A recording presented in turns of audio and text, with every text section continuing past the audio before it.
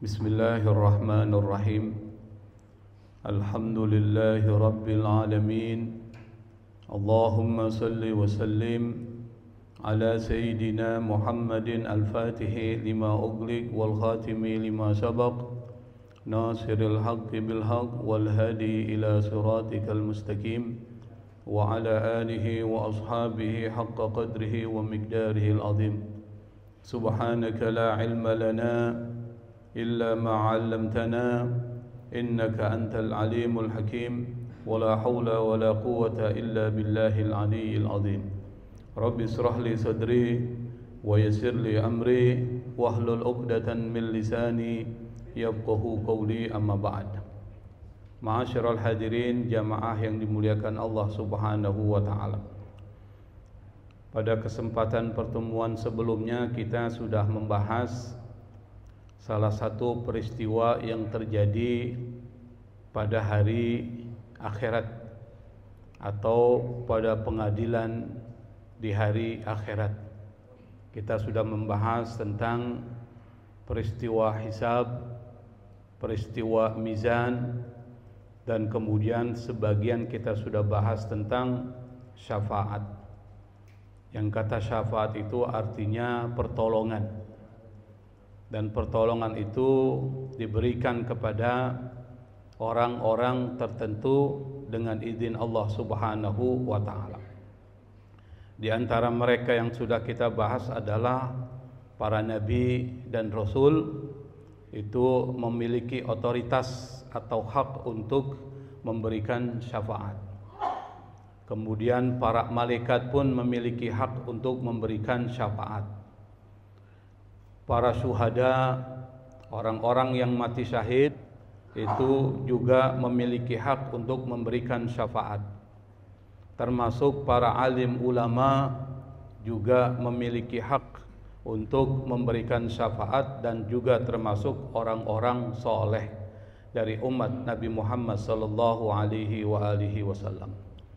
Nah, pertanyaan berikutnya adalah seperti apa syafaat Nabi Muhammad sallallahu alaihi wasallam itu diberikan kepada umatnya.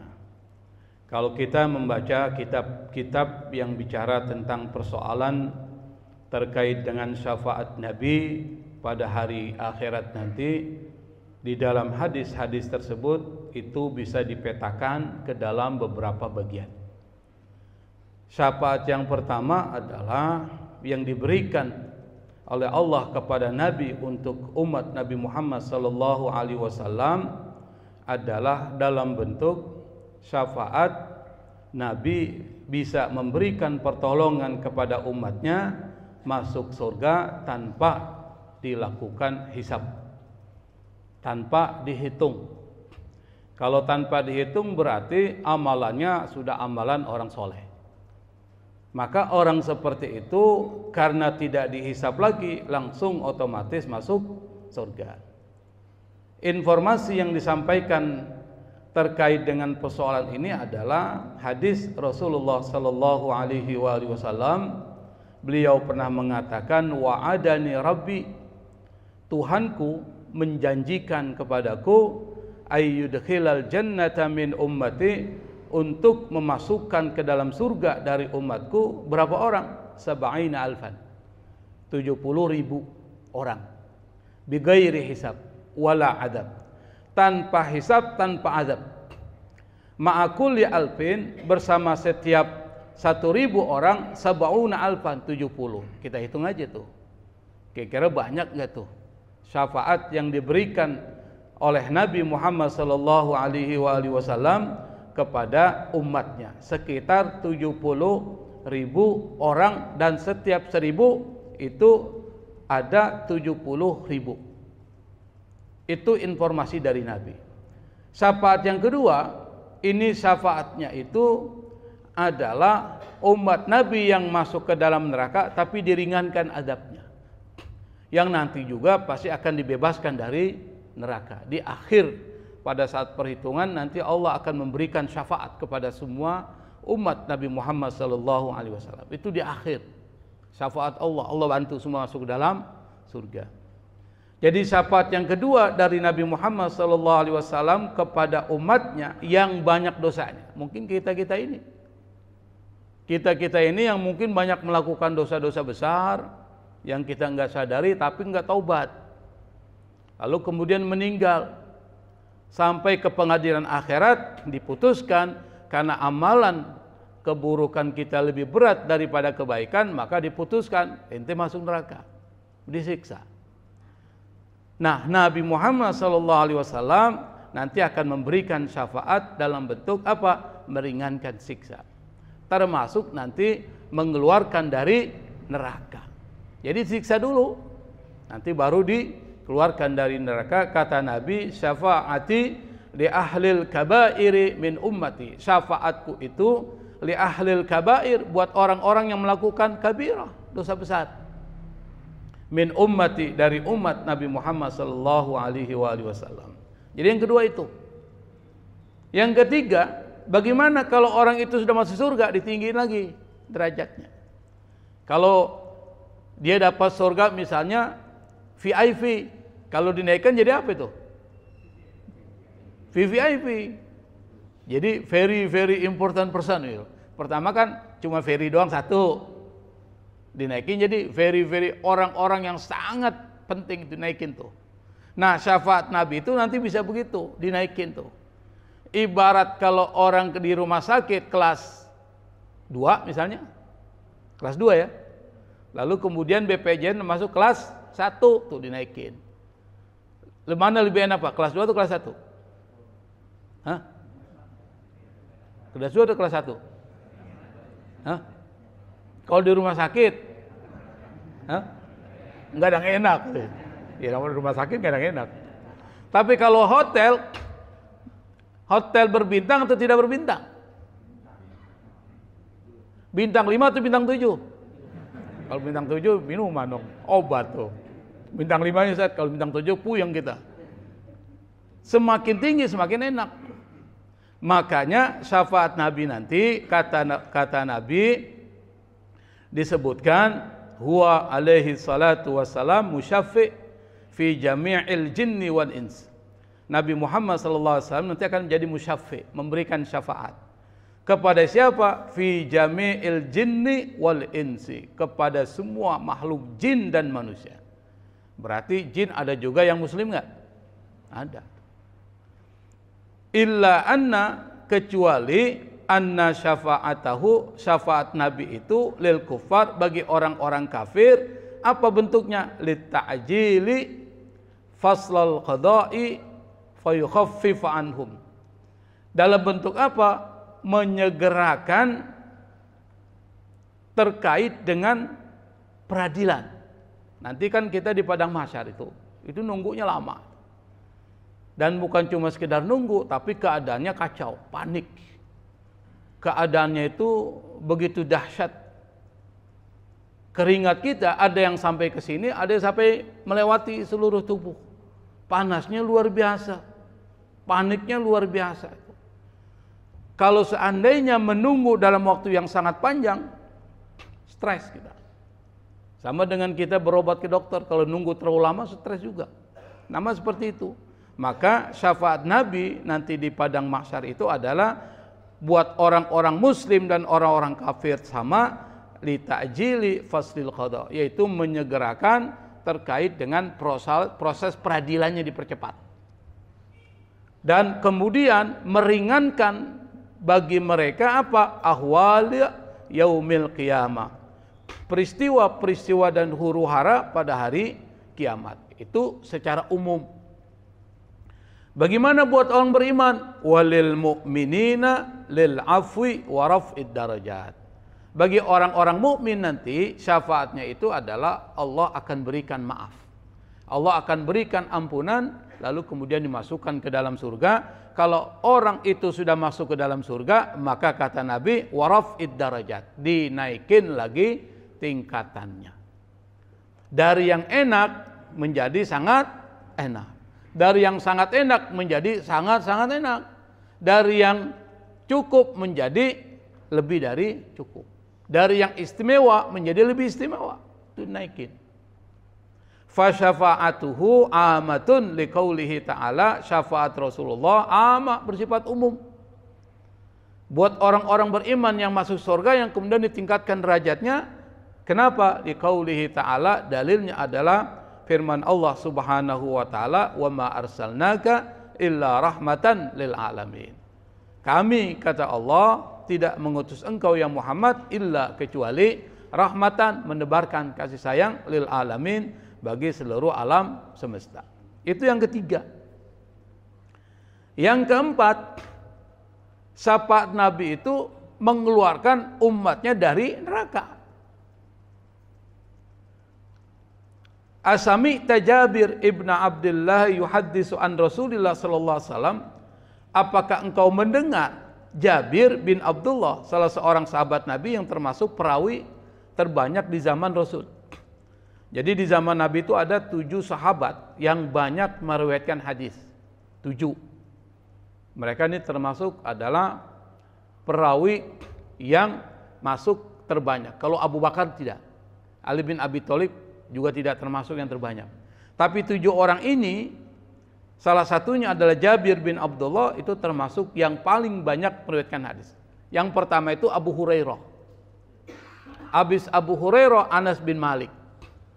Kemudian Abdullah bin Umar, Siti Aisyah. Kemudian Abdullah ibnu Abbas, sudah 5 itu. Kemudian Jabir bin Abdullah yang ke-6. Yang ke-7 Abu Sa'id Al-Khudri. Itu 7 orang perawi sahabat yang banyak. Makanya kalau kita baca hadis, rata-rata itu mereka itu.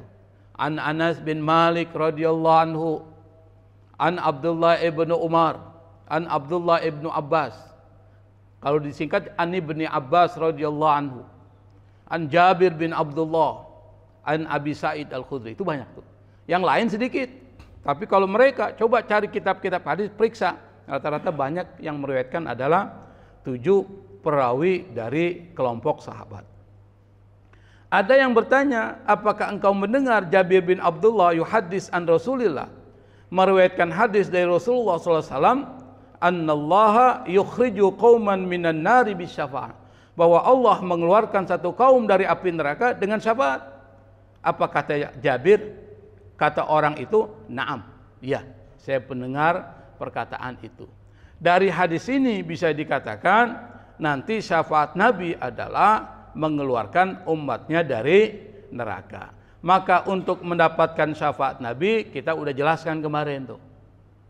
Yang pertama, cinta kepada Rasul. Gimana bentuk cinta?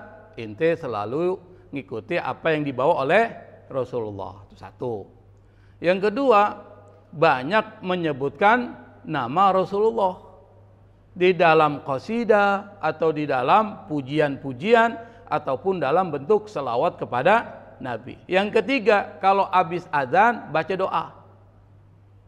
Apa doanya? Apa doanya tuh? Kan habis azan ada tuh.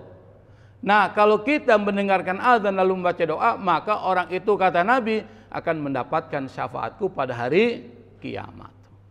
Maka kalau ada orang azan, jangan diam aja. Setelah selesai azan kita baca doa.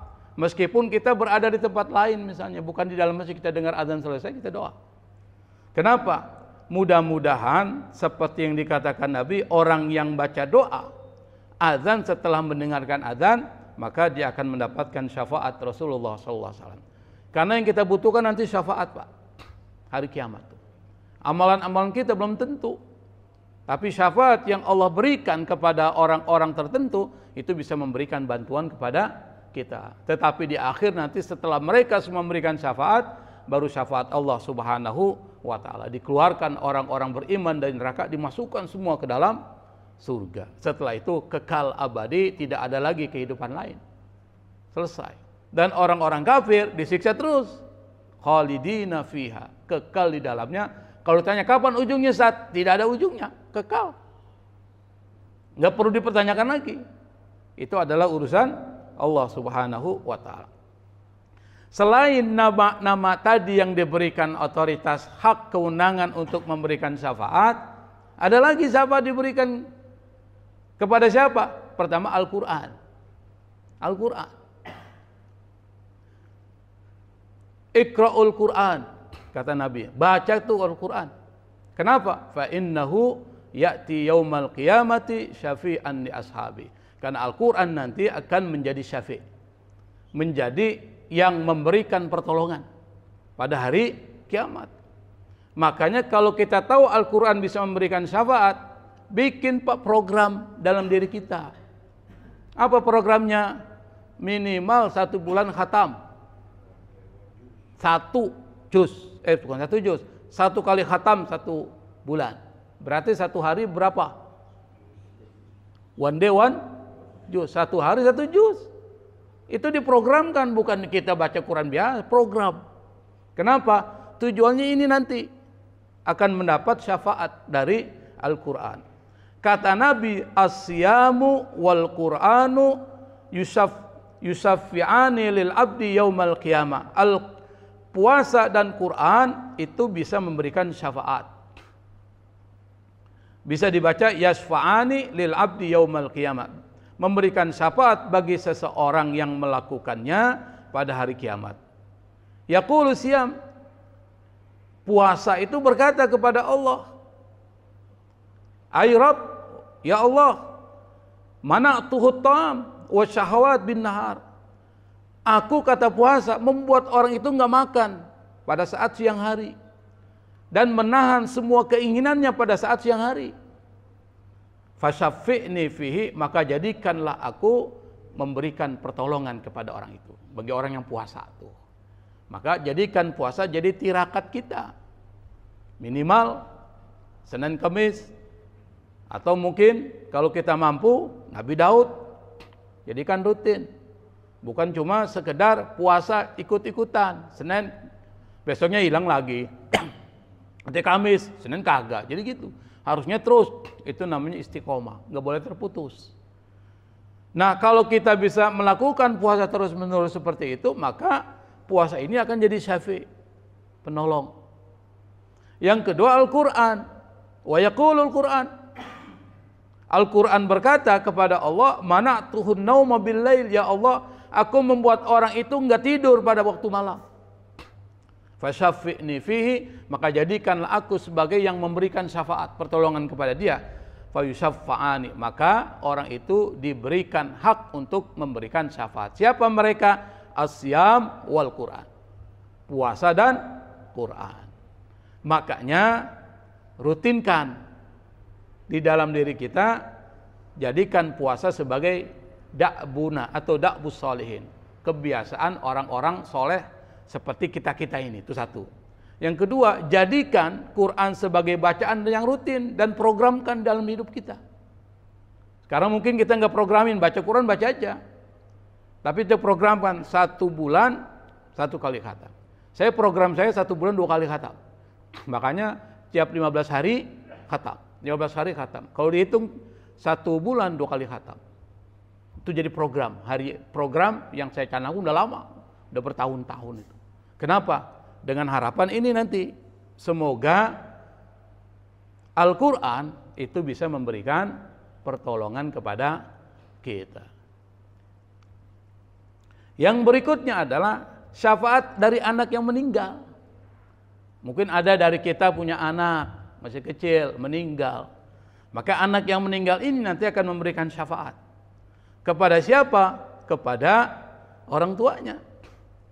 Yuqalu lil atfali yaumal qiyamah, dikatakan bagi anak-anak yang meninggal sebelum dia besar, dia udah meninggal tuh. Pada hari kiamat dikatakan kepada mereka, udkhulul jannah, masuklah kalian ke dalam surga. Fayaqulun, mereka ngomong nih sama Allah, illa wa abauna, saya mau masuk, termasuk orang tua saya dong, suruh ikut masuk.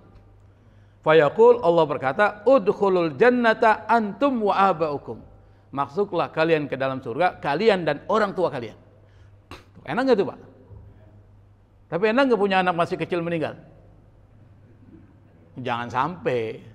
Tapi kalau ada musibah yang kemudian diberikan oleh Allah, anak kecil kita meninggal, maka anak itu nanti seperti kata Nabi, diberikan hak untuk memberikan syafaat kepada orang tuanya. Seperti yang dikatakan oleh Nabi, Allah berfirman, udkhulul jannata antum wa aba'ukum. Masuklah kalian wahai anak-anak ke dalam surga, antum kalian wa aba'ukum, dan orang tua kalian. Berarti selain nabi, para malaikat, para syuhada, ulama dan orang-orang soleh yang bisa memberikan memberikan syafaat, puasa, baca Quran, termasuk anak yang sudah meninggal. Nah, terkait dengan syafaat kita anggap selesai. Jadi sekali lagi untuk bisa mendapatkan syafaat dari Rasulullah, seperti yang saya katakan, yang pertama cinta kepada Nabi, yang kedua banyak membaca salawat, yang ketiga ikuti sunnah-sunnah Rasulullah, dan yang keempat kalau habis azan jangan lupa membaca doa selesai azan. Itu informasi yang disampaikan oleh Rasulullah sallallahu alaihi wasallam. Dan yang berikutnya adalah terkait dengan surat. Pertanyaannya adalah kenapa surat penting? Padahal orang itu sudah ditentukan surga dan neraka berdasarkan hisab dan mizan. Kenapa perlu surat? Jawabannya ini, Pak. Kalau hisab dan mizan itu pengadilan, penentuan vonis. Kalau dalam bahasa itu seperti pengumuman nilai. Ente ini udah dihitung, sudah ditimbang, nilainya begini nih. Hasilnya apa? Lulus atau tidak lulus? Hasilnya surga atau neraka, itu hasilnya. Tapi belum dapat hukuman, masih divonis.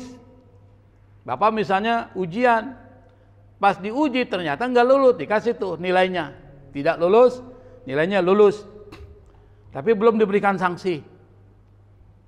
Maka salah satu sanksinya itu adalah seberangi surat. Apa itu surat? Jalan, jembatan. Maka ketika kita menyeberangi surat itu adalah melaksanakan hukuman atau menerima penghargaan berdasar keputusan tadi. Kalau dalam bahasa terkait dengan pengadilan akhirat berdasarkan keputusan dari pengadilan Allah Subhanahu wa taala, si A masuk neraka, si B masuk surga. Maka untuk sampai kepada putusan itu maka harus dilaksanakan hukuman, dieksekusi, bahasanya gitu. Dieksekusi dulu. Apa eksekusinya?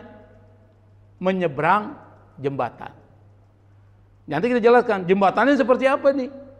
Menyeberang jembatan, kemudian itu bagian dari Anda melaksanakan hukuman yang diberikan tadi itu, berdasarkan putusan tadi.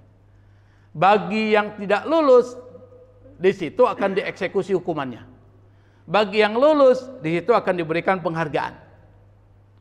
Kalau dia berjalan bagi yang lulus nih, yang masuk ke dalam neraka, timbangan keburukannya lebih berat, masuk dia ke neraka otomatis. Enggak pakai lagi dia berusaha untuk supaya bisa menyelesaikan, enggak, otomatis dia jatuh. Bagi yang lulus, terus jalan sampai ke tujuan. Nanti yang lulus kan nilainya macam-macam, Pak. Ada yang istimewa dapat 100. Anggap aja nilai lulus 60 lah, lulus 60. Ada yang dapat 60 pas-pasan. Yang penting gue lulus. 60 nggak apa-apa, penting lulus. Kalau bahasa orang kuliah C lulus. Nggak apa-apa gue dapat C lah. Nggak usah dapat A+, nggak usah. Kenapa? Otak gue nggak sampai ke situ, penting gue lulus. Nah, ada yang amalannya begitu, mungkin kita kali. Yang amalannya seperti itu. Ada yang amalannya tinggi tuh. Ada yang lebih tinggi lagi tuh. Ada yang nilainya sampai 70, ada yang 80, ada yang 90, ada yang 100. Kira-kira beda nggak, Pak? Beda nggak? Beda. Nanti nyebrangnya beda, Pak. Ada yang jalannya merangkak sampai tujuan. Ada yang jalan biasa aja. Ada yang seperti wush tuh. Bablas kan langsung kan. Kan Bapak pernah dengar kereta api wush kan? Wah, cepat begitu. Ada yang begitu nanti. Itu tergantung apa? Tergantung Anda pada saat ujian, tesnya dapat nilai berapa. Dan nilai itu tergantung amalan kita di dunia. Supaya dapat nilai tinggi, maka persiapin dong di dunia ini. Ujian-ujian itu dipersiapkan apa? Kalau ditimpa musibah, sabar. Dapat nikmat, syukur. Semua perintah Allah jalankan. Memang itu harus sabar. Jalankan perintah Allah harus sabar. Ngaji subuh-subuh begini kan susah, berat mata Pak. Kalau bukan orang-orang sabar, sulit datang ke sini Pak. Kalau bukan orang-orang yang dipilih Allah, sulit akan datang di tempat seperti ini. Mana yang lebih banyak, yang ada dalam masjid atau yang ada di rumah tidur? Mana? Itu tidur Pak. Tapi yang di masjid orang-orang pilihan. Ngantuk-ngantuk, gue mau ikut ngaji nih. Berat itu, makanya harus sabar. Nah, orang-orang seperti itu poinnya akan naik tuh. Dia akan naik. Makanya untuk memotivasi orang bisa hadir pada saat subuh kajian dan seterusnya, maka Nabi doa, Allahumma barik li ummati fi bukuriha. Ya Allah, berkahi umatku waktu-waktu seperti ini. Maka waktu-waktu berkah Nabi nggak pernah bangun dari tempat duduknya, zikir sampai isyraq. Ibnu Taimiyah itu baca Al-Fatihah sampai isyraq, Fatihah terus. Ada yang baca kulhu sampai isyraq. Ada yang berzikir. Nah, kita isi dengan pengajian. Dan sampai nanti isyraq, ini semuanya waktu berkah yang kita akan dapatkan. Apalagi kalau ditambah dengan sedekah. Di sini ada kiris tuh, kiris 10.000, 20.000. Pada saat waktu-waktu seperti ini, maka Allah akan tambahkan lagi rizkinya. Ada kirisnya di sini. Ada yang ngaji ya? Banyak kirisnya. Kirisnya, keris banyak. Nah itu tuh kasih 10.000, 20.000. Waktu saat ketika antara subuh sampai isyraq. Nah, jadi logikanya kenapa sirat penting? Tadi eksekusi hukuman. Kalau di pengadilan ada eksekusi nggak Pak? Ada. Jadi habis diputuskan dieksekusi nggak? Dieksekusi. Kalau orang-orang hukum ngerti harus ada eksekusi. Nah, eksekusinya adalah ente seberangi sirat, jembatan. Maka hasilnya udah ketahuan. Kalau tidak lulus pasti jatuh. Kalau yang amal yang lulus pasti otomatis dia akan selamat. Itu otomatis, nggak pakai lagi diusahakan, pasti akan selamat.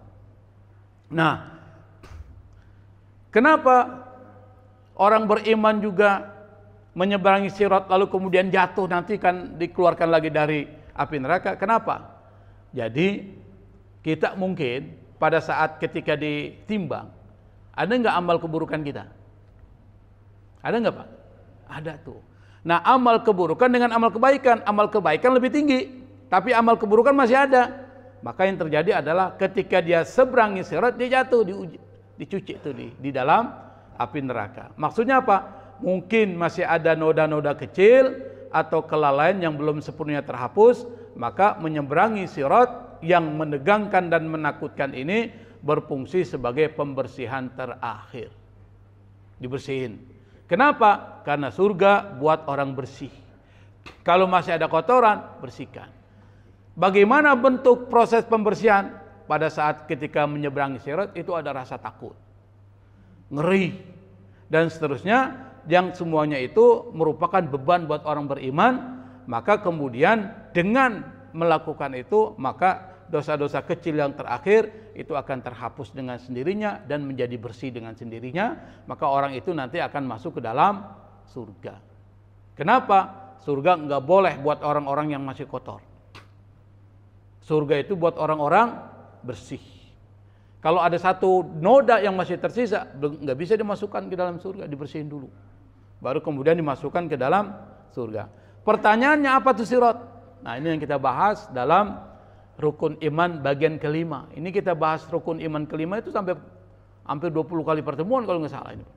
Rukun iman yang kelima itu yang paling banyak. Nanti rukun iman yang terakhir kita akan bahas tentang takdir. Iman kepada takdir Allah Subhanahu wa taala. Mungkin sekitar 2 bulan yang akan datang kita akan bahas itu. Yang akan datang yang kita bahas adalah tentang al-jannah wan nar. Surga dan neraka. Seperti apa surga, seperti apa neraka. Yang ini masuk bagian dari rukun iman yang kelima. Nah, as-sirat, jembatan. Bukan siratal mustaqim, bukan. Kita kan sering mengatakan siratal mustaqim, itu jembatan, bukan. Yang dimaksud sirat ini adalah satu jembatan yang berada di atas neraka jahanam. Nanti kita akan jelaskan ciri-cirinya. Tetapi para ulama berbeda pendapat, sirat ini fakta atau mitos, ada atau tidak ada. Para ulama terbagi dua tuh. Yang pertama Ahlus Sunnah wal Jamaah, yang kedua Mu'tazilah. Kalau kita belajar ilmu kalam, itu ada beberapa aliran dalam teologi Islam. Ada Ahlus Sunnah wal Jamaah, di situ masuk Asy'ari, Maturidi, itu masuk tuh. Ada Jabariyah, ada Qadariyah, ada Mu'tazilah.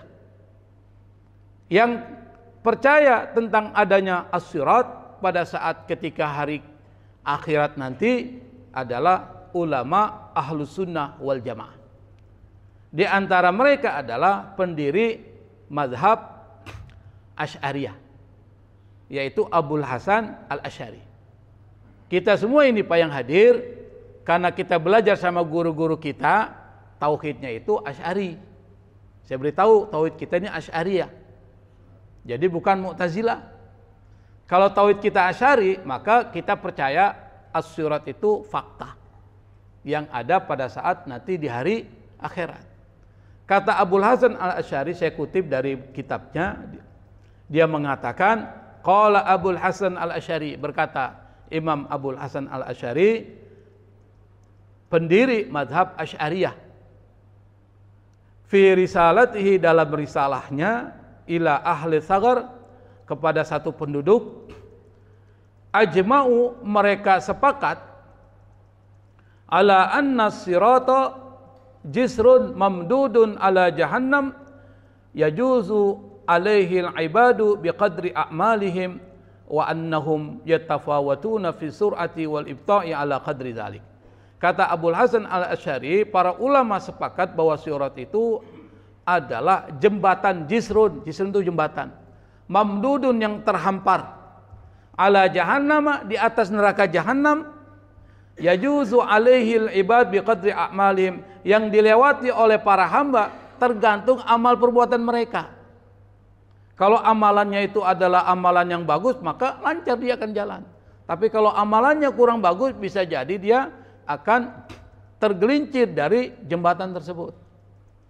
Wa annahum, kata para ulama, kata Abul Hasan Al-Asy'ari, para ulama mengatakan bahwa mereka yang menjalani, menyeberangi sirat itu, ya tafawutun, berbeda-beda, tafawut, berbeda-beda.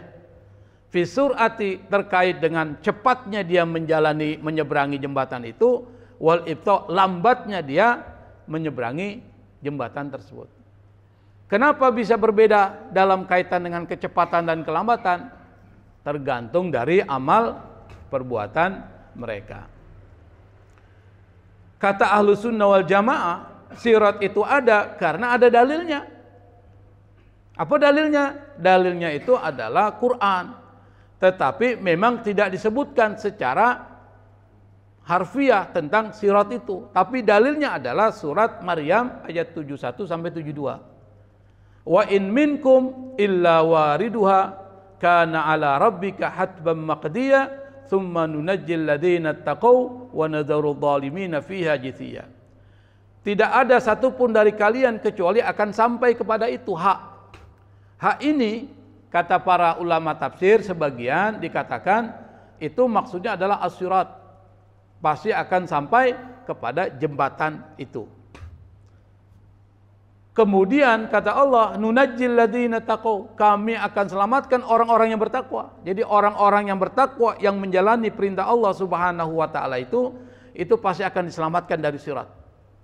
Dan orang-orang zalim pada saat hidup di dunia itu akan dibiarkan tidak selamat, dibiarkan oleh Allah Subhanahu wa taala. Ada seorang ulama, dia mengatakan di dalam kitab Syarhut Tahawiyah, ikhtalafal mufassirun, para ahli tafsir berbeda pendapat, fil muradi bil wurudil mazkur, terkait dengan maksud yang disebutkan dalam ayat ini, wariduha. Fi qoulihi ta'ala wa in minkum illa wariduha. Ditanya apa itu maksudnya? Kata Ibnu Abil Iz, dia mengatakan wal azhar wal aqwa annahu al-mururu ala sirat. Yang dimaksud dengan kata wariduha di dalam ayat surat Maryam ayat 71 itu, yang dimaksud adalah al-mururu ala sirat, melewati jembatan dan menyeberangi jembatan.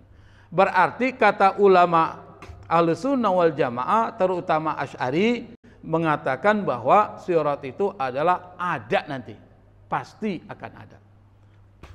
Itu kata Ahlussunnah wal Jamaah. Gimana kata Mu'tazilah? Ini seorang ulama Mu'tazilah namanya Al-Qadhi Abdul Jabbar, banyak pengikutnya. Dia enggak percaya terhadap as-sirat. Kenapa dia tidak percaya? Karena enggak mungkin ini bisa dilalui. Kalaupun seandainya mungkin, itu merupakan siksaan. Padahal tidak ada siksaan bagi orang-orang beriman dan orang-orang saleh pada hari kiamat. Maka yang dimaksud dengan as-sirat itu hanya jalan menuju surga. Jalan menuju surga, bukan seperti yang disebutkan tadi tuh, yang bahasanya nanti kita akan jelaskan seperti apa betul. Bukan seperti itu, tuh nggak mungkin manusia bisa menjalani. Kenapa Mu'tazilah mengatakan demikian? Karena Mu'tazilah itu pakai logika. Dia bukan pakai wahyu, tapi logikanya nggak sampai di situ. Menurut logika mereka, nggak mungkin orang bisa melewati, dan nggak mungkin orang-orang beriman, orang soleh itu akan melewati itu. Kalaupun melewati, cuma melewati jalan menuju surga, bukan jembatan seperti yang disebutkan tadi, kata Mu'tazilah. Dan termasuk orang-orang yang masuk neraka akan melewati jalan masuk neraka, nggak mungkin yang disebut dengan sirat. Tetapi keyakinan kita Ahlussunnah wal Jamaah, kita percaya kalau as-sirat itu pasti ada dan merupakan fakta. Nah, karena kita percaya, maka kita lanjut. Kalau nggak percaya, nggak lanjut. Ya, percaya nggak, Pak? Coba Pak bilang percaya, saya tutup nih. Percaya kan? Percaya. Karena kita ngikut mazhab Asy'ari. Maka kita percaya bahwa ini adalah fakta yang pasti akan terjadi. Dalil kedua, kata ulama Ahlussunnah wal Jamaah, adalah hadis yang diriwayatkan oleh Abu Hurairah radhiyallahu anhu, anin Nabi sallallahu alaihi wasallam qol, Nabi berkata, "Tsumma yuqalu ya ahlal jannah naja ahlul jannah fayataqata'una hatta idza fa'alu dzalika duribas siratu baina dhahrai jahannam." Kemudian dikatakan, wahai penghuni surga, selamatlah penghuni surga. Maka mereka pun bergegas menuju surga. Ketika mereka melakukan itu, dibentangkan as-sirat di atas permukaan neraka jahannam. Aku, Nabi Muhammad berkata, akan menjadi orang pertama yang melewatinya dengan doa para nabi pada hari itu. Pada hari itu tidak ada yang berbicara kecuali para rasul, dan bicaraan mereka adalah semuanya doa. Apa yang dikatakan para nabi dan rasul pada saat lewat? Nabi yang pertama, ya Allah selamatkan, selamatkan. Jadi nggak pakai ngomong. Ucapan yang keluar dari para nabi dan rasul itu, selamatkan umatku, selamatkan umatku. Kira-kira dahsyat nggak tuh? As-sirat dahsyat, Pak. Sampai nabi tidak bicara apapun kecuali ucapannya adalah selamatkan, selamatkan.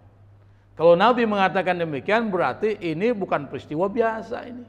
Kenapa? Ketika orang tidak bisa melewati as-sirat tadi, otomatis akan jatuh ke neraka jahanam. Dan kita bicara nanti tentang seperti apa neraka jahanam.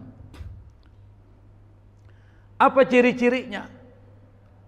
Karena ini adalah sesuatu yang metafisik, yang nggak bisa dipakai logika, maka dasarnya harus wahyu. Informasinya harus dari Nabi Muhammad SAW. Kalau kita petakan perkataan-perkataan dari Nabi, itu hampir semuanya saling melengkapi. Jadi saling melengkapi. Hadisnya banyak tapi melengkapi. Yang pertama dijelaskan, yudha'ul jisru ala jahannam, kata Nabi, nanti jembatan as-sirat itu akan dibentangkan di atas neraka jahannam. Wa ana wa ummati awal ma yujizu alai, aku dan umatku yang pertama yang akan melewati itu. Wala yatakallam yauma idzin illa rusul, tidak ada yang ngomong saat itu kecuali para rasul. Wa da'war rusul, doanya para rasul yauma idzin Allahumma sallim sallim, ya Allah selamatkan selamatkan. Wa jahannam, kata Nabi, wa bi jahannam kalalib, di neraka jahanam itu ada kalalib. Apa tuh kalalib? Pengait seperti duri, Pak. Ada bayangkan tuh. Jadi di jembatan itu ada pengait seperti duri. Mislu syauki sa'dan, seperti duri pohon sa'dan. Kita nggak tahu pohon sa'dan seperti apa. Itu mungkin di Timur Tengah. Seperti duri-duri seperti itu. Kalau kita ingin melihat, maka carilah pohon sa'dan itu. Hal ra'aitum syauka sa'dan? Nabi bertanya, apakah kalian pernah melihat duri dari pohon sa'dan? Qalu, para sahabat menjawab, "Naam." Iya ya Rasul. Qala, Nabi berkata, fa innaha mislu syauki sa'dan, itu pengait itu seperti duri sa'dan. Hanya tidak ada yang mengetahui besarnya kecuali Allah Subhanahu wa taala. Pengait itu, kata Nabi, mencabik manusia berdasarkan amal perbuatannya. Jadi dia dicabik. Nanti coba dicari, Pak. Saya belum cari ini pohon sa'dan yang gimana tuh. Durinya seperti apa? Nanti saya akan cari tuh gambarnya seperti apa. Itu hadis pertama, nanti digabungkan. Kalau digabungkan nanti cirinya lengkap. Yang kedua, summa yu'ta bil jisri fayuj'al baina dhahrainai. Kata Nabi, kemudian didatangkan jembatan as-sirat dan diletakkan di atas permukaan neraka jahanam. Qultu, Siti Aisyah berkata, ya Rasulullah, wa mal jisru? Wahai Rasul, apa itu yang dimaksud dengan jembatan itu? Beliau menjawab, madhadatun mazillatun alaih khatatifu wa kalalib wa asakah biha iqal la syaukatun uqaiqa takunu binajdin yuqalu laha sa'dan. Kata Nabi, yang dimaksud dengan as-sirat itu adalah tempat yang licin dan bisa menggelincirkan. Di atasnya terdapat pengait-pengait dan kail-kail serta duri yang memiliki mata kail. Yang durinya bengkok dan besar. Yang pohon itu tumbuh di Najd. Berarti di daerah Saudi itu. Namanya As-Sa'dan. Dari Sa'dan. Tapi kata Sa'dan itu dalam bahasa Arab itu artinya bahagia. Sa'dan. Dari Sa'ida, yas'adu, bahagia. Tapi ada pohon namanya sa'dan yang durinya itu bisa membuat celaka itu. Nah, kata Nabi, nanti pengail-pengail yang ada di as-sirat pada hari kiamat itu, duri-durinya itu bisa lihat pohon sa'dan itu, kata Nabi. Untuk memudahkan pemahaman para sahabat. Karena kalau dijelaskan secara teoretik, bingung dia. Maka Nabi kasih contoh. Tuh contohnya seperti itu tuh. Seperti pohon sa'dan. Berarti kalau ditambahkan dengan hadis ini, cirinya adalah pertama tempatnya licin. Bapak kalau jalan tempat licin bisa jatuh nggak? Jatuh tuh. Kedua, licinnya bukan cuma licin, tapi dia bisa membuat orang jatuh, menggelincirkan. Di atas jembatan itu ada pengait, seperti pengait-pengait dan kail, dan duri yang memiliki mata kail, bengkok durinya dan besar. Kalau jatuh kena kait nggak? Kena nggak Pak? Kena. Habis semuanya Pak. Langsung jatuh ke dalam neraka jahanam. Itu gambarannya. Nah, kalau disingkat dari hadis-hadis Rasulullah, pertama, as-sirat itu adalah jembatan yang nyata, bukan cuma kiasan, seperti yang dipahami oleh Mu'tazilah. Kedua, tempatnya di mana? Terbentang di atas neraka jahanam, di atas. Berarti arsiteknya hebat dong. Bikin jembatan di atas neraka jahanam itu. Siapa arsiteknya? Siapa arsiteknya Pak? Pak Haji Mabtu? Nggak tahu. Siapa arsiteknya Pak? Ya Allah lah, pasti siapa? Di jembatan itu di atas. Kedua, sifatnya dari as-sirat itu licin, sempit, tajam, lebih tajam dari pedang, lebih halus dari rambut. Tapi kalau disebutkan ahadda min sayf wa adaqqa minasyar, itu hanya ungkapan, bukan hadis. Jadi lebih tajam dari pedang, lebih halus dari rambut, itu ungkapan orang untuk menggambarkan bagaimana tuh jembatan itu seperti itu. Nah kalau lebih halus dari rambut, gimana orang bisa lewati? Itu kiasan. Maksudnya ente begitu beratnya lewati itu jembatan. Tapi jembatannya besar, tapi ngelewatinnya seperti itu gambarannya. Apa fungsi dari as-sirat? Menjadi pemisah antara orang beriman dan orang kafir. Orang beriman pasti akan berhasil menyeberang dengan tingkat kecepatan yang berbeda-beda. Yatafawatuna fi sur'ati wal ibqa tadi. Tergantung amalannya. Sedang orang kafir pasti dia akan masuk ke dalam neraka, terjatuh dan masuk ke dalam neraka. Maka gimana cara melewatinya? Manusia akan melintasinya dengan kecepatan yang ditentukan oleh cahaya yang mereka terima berdasarkan keimanan dan amal soleh mereka. Ada yang seperti kilat, ada yang secepat angin, ada yang secepat kuda, dan ada yang merangkak-rangkak sambil dicabik oleh pengait-pengait tadi itu. Merangkak dicabik-cabik tuh. Gimana tuh perasaannya? Maka supaya kita bisa lancar menyeberangi jembatan as-sirat nanti pada hari kiamat atau pada hari akhirat, maka persiapkan diri kita. Apapun kebaikan, sekecil apapun kebaikan itu lakukan. Ada orang kesulitan, naik motor jatuh, jangan ditertawain. Ini kita kan kalau ada orang jatuh diketawain. Bantu. Udah diketawain, disalahin lagi, itu lewat situ, gitu. Lah emang lu jatuh di situ, bantu dia. Jangan diketawain. Ada orang yang lagi acara hajatan, bantu semampu kita. Itu amal. Ada orang yang membutuhkan misalnya biaya sekolah dan apa, kita punya duit, bantu dia. Kalau dia mau minjam, tapi kita pakai target. Kalau dia bisa bayar, alhamdulillah. Nggak bisa bayar, kita ikhlaskan. Begitu Pak. Uang yang kita miliki, yang sebenarnya itu adalah yang digunakan di jalan Allah. Kalau yang kita makan itu bukan uang kita. Yang di jalan yang disedekahkan, yang dibuat bantu orang lain dan sebagainya, itulah uang yang sebenarnya. Jadi sekecil apapun perbuatan baik jangan diremehkan. Kenapa? Karena itu nanti akan menjadi besar dan itu nanti akan membantu kita ketika menyeberati as-sirat. Kita akan berjalan secepat kilat, secepat angin atau secepat kuda. Jangan sampai di antara kita jalannya merangkak dicabik-cabik oleh duri tadi. Bagaimana rasanya itu? Nah, karena itu maka sekali lagi persiapkan sebelum kita masuk ke alam barzah. Mungkin umur kita nggak lama ini.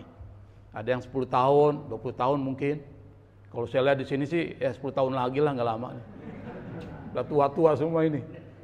Nah, 10 tahun ini atau 15 tahun udah persiapkan untuk menghadapi hari akhirat. Saya pikir sampai sini insya Allah terkait dengan Telaga Al-Kautsar nanti dan Telaga Al-Haud itu kita akan bahas pada kesempatan yang akan datang. Sudah jam 5:26 waktu Isyraq, jam 5:22. Mudah-mudahan apa yang disampaikan ini bisa memotivasi kita menjadi orang yang lebih baik lagi dan memotivasi kita melakukan perbuatan baik sekecil apapun perbuatan itu kita harus tetap melakukan. Wallahul musta'an. Wassalamualaikum warahmatullahi wabarakatuh.